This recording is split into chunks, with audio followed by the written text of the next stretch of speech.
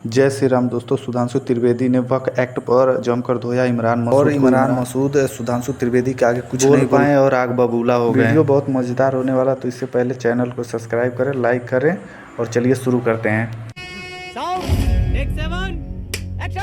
मतलब आपसे मेरा तारुफ भारतीय जनता पार्टी से मुसलमानों को एक जिसे कहते हैं मार्जिनलाइज करना चाहते हैं, यह आरोप है, मार्जिनलाइज करना चाहते हैं। आपने मेरा पूरा जवाब नहीं होने दिया लेकिन साहब। जी जी, आप कंप्लीट कर लीजिए। आपको पूरा कर लीजिए।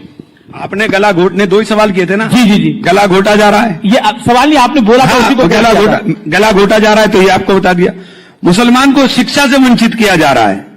आप हालात ये देख लीजिए कि जो मुस्लिम अलीगढ़ मुस्लिम यूनिवर्सिटी है वो लगातार पिछले 10 साल के अंदर नीचे जा रही है। उसके फंड्स आपने रोक दिए, उसके 2 सेंटर बंद होने के कगार पर आ गए। अच्छा खासा रिसर्च इंस्टीट्यूट था, सेंट्रल यूनिवर्सिटी, उसको क्यों तबाह करना चाह रहे हैं? यही प्रश्न है मेरा, उसको क्यों तबाह करना चाह रहे हैं? ये तो पहले भी बोल चुके थे। निवेदन है, अब मैं जवाब देना चाहता हूं। देखिए, इन्होंने कहा कि भाई इस्लाम के पवित्र कर्तव्य में एक वक्फ है। भाई मेरी समझ तो इतनी है, इस्लाम में 5 ही पवित्र कर्तव्य हैं, रोजा, कलमा, नमाज, हज और जकात। इसमें वक्फ कहां है भाई? और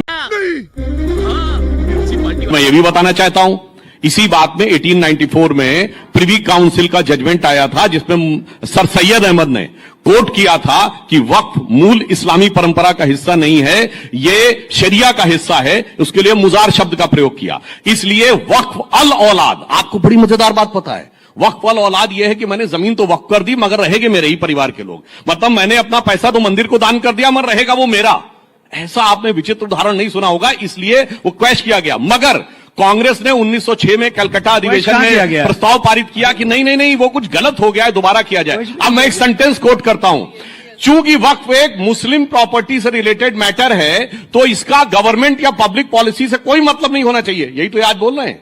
यह इंपीरियल लेजिस्लेटिव काउंसिल में अप्रैल 1913 में मोहम्मद अली जिन्ना का स्टेटमेंट है, जो कांग्रेस के सपोर्ट से इन्होंने अंग्रेजों के जमाने में कराया। 1913 से 2013 तक इनकी किस वाकफियत ही नहीं बदली। और मैं पूछना चाहता हूं, इमरान मसूद साहब तो यूपी के रहने वाले हैं, यूपी कह रहे पढ़ाई लिखाई में पीछे रह गए।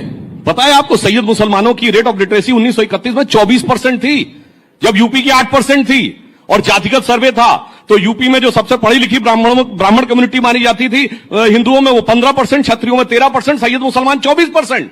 क्या बात है सर, क्या बात है सर, क्या बात, ये बात है। ब्यूरोक्रेसी में 20%। कहां चले गए मेरे भाई? आज बाकी माइनॉरिटीज को आप देखिए, सबसे पढ़ी लिखी आज कम्युनिटी कौन है? हाईएस्ट एजुकेशन में पारसी 0.001% की माइनॉरिटी।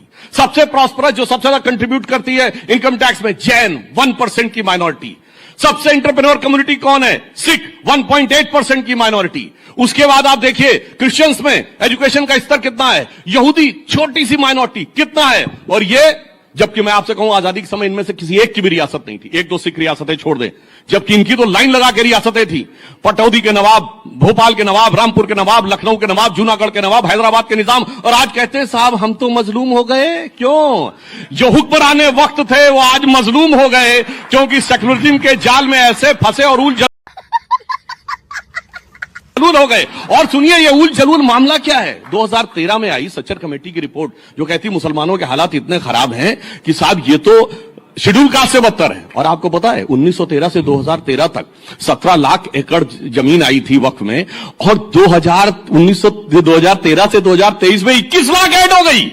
मतलब गजब का आपका लॉजिक है। एक तरफ कह रहे हैं शेड्यूल कास्ट से बुरी स्थिति है, और दूसरी तरफ ऐड होते जा रहे हैं। और सर आंकड़ा तो ऑन उस पे बोला। सर आप तो सदन में हैं, आपको विशेषाधिकार हनन ले आना चाहिए मंत्री के खिलाफ, अगर आपको आपत्ति है तो लाइए साहब। सुधांशु जी, हाउस पे दिया मेरे सवाल का जवाब नहीं दिया आपने, जो था मैं उस पर आता हूं, लेकिन प्रियंका पहले बोले। एक लाइन बोल दूं इस पर। प्रियंका जी, देखिए मुसलमानों के बारे में समस्या क्या है कि आज के जमाने में लोगों को मुस्लिमों की जो लियाकत थी उसके बारे में भी नहीं पता है। एक दौर था जब मुसलमान दुनिया में सबसे पढ़ी लिखी कम्युनिटी होती थी। बैतुल हिकमत का नाम आपने बगदाद का सोचा होगा, that was a centre of knowledge. आपको पता है कि शुश्रुत संहिता का सबसे पहले अनुवाद अल शुश्रुत ने कराया था अरबिक में। आपको पता है कि ये मैंने जो पार्लियामेंट में ही बोला था कि जो पहले हिंदी न्यूमेरल्स वहां पे गए, जिसलिए अरबी में इनको हिंदसा कहते हैं, उससे सबसे पहले अल जब्र ने ट्रांसलेट किया, उससे अलजेब्रा बना।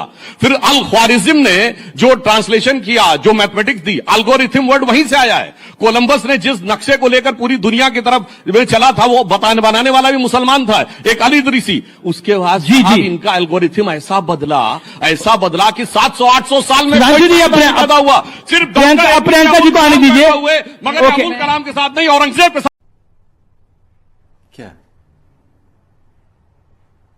क्या बात कर रहे हैं? सुधांशु भाई ने बड़ी अच्छी बात है कि बड़ा मुझे अच्छा लगा, चूंकि जानकारी इनको है, इन्होंने पूरा इतिहास ये का तो ज्ञान माना दिया। आपने। लेकिन इन्होंने जिस आदमी का नाम लिया जिन्ना का, वो तो हमारा सबसे बड़ा मुजरिम है।